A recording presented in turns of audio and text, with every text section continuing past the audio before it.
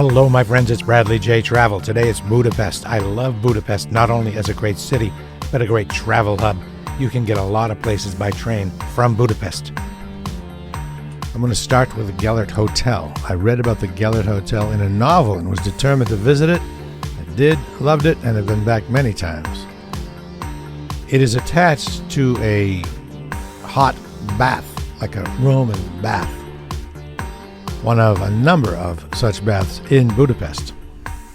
Work began on building the Gellert Hotel, or Hotel Gellert, back in 1912, and construction was slowed down by World War I. And then in World War II, it was heavily damaged as well, so it's a survivor. And as I mentioned, there is the thermal bath, the spa, which is connected. You can put on your robe, which I believe they supply right in your room, and walk to the bath. And here you go. This is the bath here. Shocking in its beauty and luxury.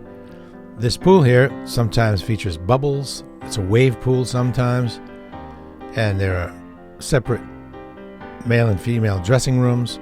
And this is the area, the main hall, off of which you get services like pedicures and salt scrubs and hot rocks. And this is where you would change. These are old school changing rooms, right? There are pools of differing temperatures, as you can see here. There's a charming small bar off to the side of the lobby, and a nice restaurant, at which I treated myself to some beautiful pea soup. I wouldn't have thought of pea soup as beautiful, but wait till you see the pea soup I got here. There you go. Delicious. I got 2 bowls. I had this one and then I got another one.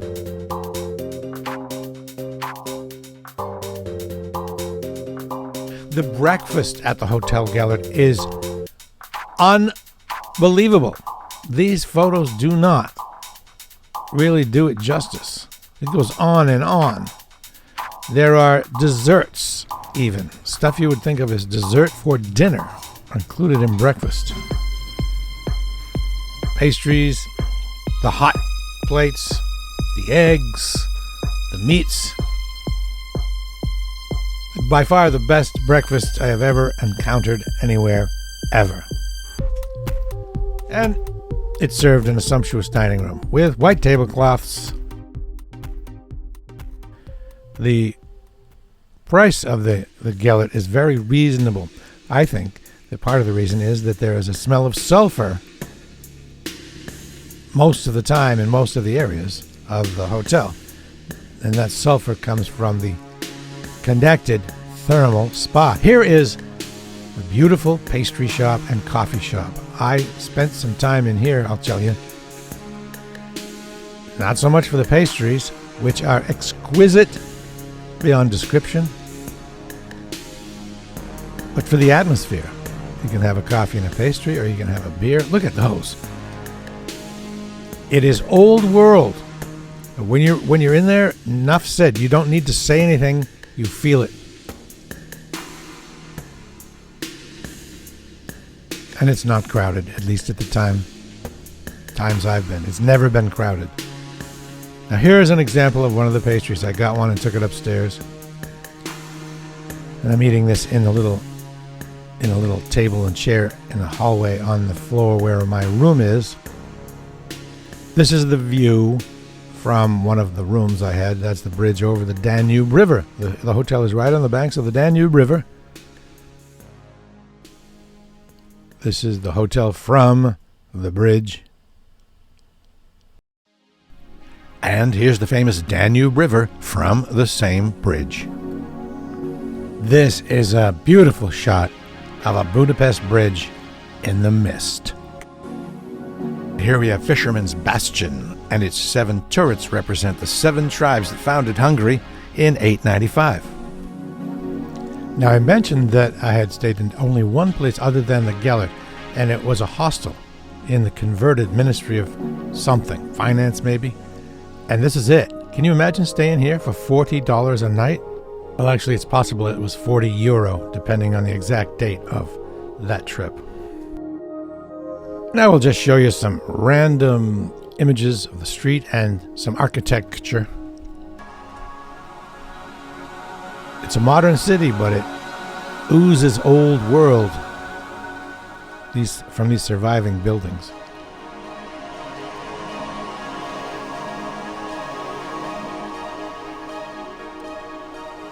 Now here's the Great Market Hall. And this is the oldest indoor market in Budapest. Back in 1896 or so, they opened this up. It was the mayor's idea. It was his biggest investment. This building was also damaged in World War II, and it remained damaged until the 90s. They did not fix it until the 90s. This is a fantastic spot to people watch. You can sit up in the upper level and look down and really get a wonderful view. And here is the building at night. It's right on the river also, and it's directly across the river from the Gellert Hotel. Now this is the Keleti train station. There are other train stations in Budapest, but this one resonates with me.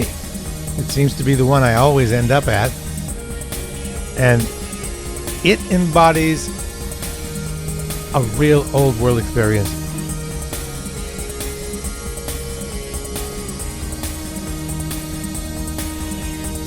You can't get more real deal than this. And I'm a train person, so I suppose I am biased when it comes to that.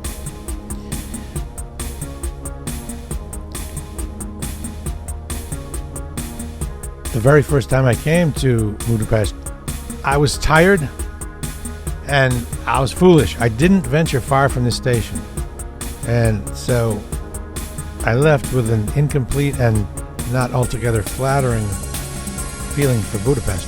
But I did resolve at a later date to go back to all the cities that I didn't really like, because I thought I had probably not given them a fair shake, and that was true. And most recently, I met with a gentleman here who has a very impressive story, and we'll hear that story. Are you ready? My name is Ed Altman. I was born in Budapest in 1943. My parents fled from Hungary when the Russians came in. My father had a small bottle of poison. He said if the Russians catch us, he'll feed it to me, a 1.5-year-old baby, my mother and himself. He was in the First World War in Bukovina on the Russian front, and he saw what Russians did to women and children. We escaped into Austria just in time for the bombing raids in Vienna. The parents dug themselves out of a bunker by the Opera House. Then my father got a job on a coal barge on the Danube, taking coal from Regensburg down to Linz, Austria. From 1945 to 1950, I grew up as Tom Sawyer on the Danube. 1950, we got a job, a sponsor in Cleveland, Ohio, and then we went to Bremerhaven and then to Cleveland, Ohio. I was able to come back in 1996 as an American lieutenant colonel, and I did some security work because there were some terrorist attacks at that time in Arabia, so the bases here needed to be looked at. They sent me to Schweinfurt, the base where I was a homeless, penniless refugee. I had a little gang when I was 6, just turning 7 at that time, 1950. We found a hole underneath the wall. We went outside after our parents fell asleep. Military police were going around and around. They never found us. Now, as I went there with my team of a major, a senior sergeant, and a number of civilians, a major came up and said, "Sir, let me brief you on our security." I said, "No, Major, let me brief you. I breached your security 51 years ago." We found the place where the hole was, but in 51 years the Army had fixed it.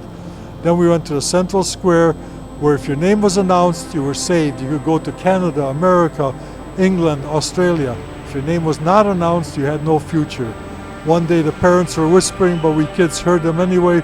A Polish lady in her best rags went into the women's toilet, and because she was refused to enter to these countries, she smashed her head on the sink and committed suicide. Now I stood there where I was a homeless refugee as an American lieutenant colonel. That's quite a story, and this is quite a guy. I did get to spend some more time with him on the train on the way to Novi Sad in Serbia. He went in a different direction after a while. I continued on to Novi Sad, but I feel very fortunate to have met him. By the way, here's another train to Budapest back in the early 90s during the Balkan War. And this is the view from the train I mentioned earlier from Budapest to Novi Sad. If you liked the video, why not subscribe? Because there's a whole lot more where that came from.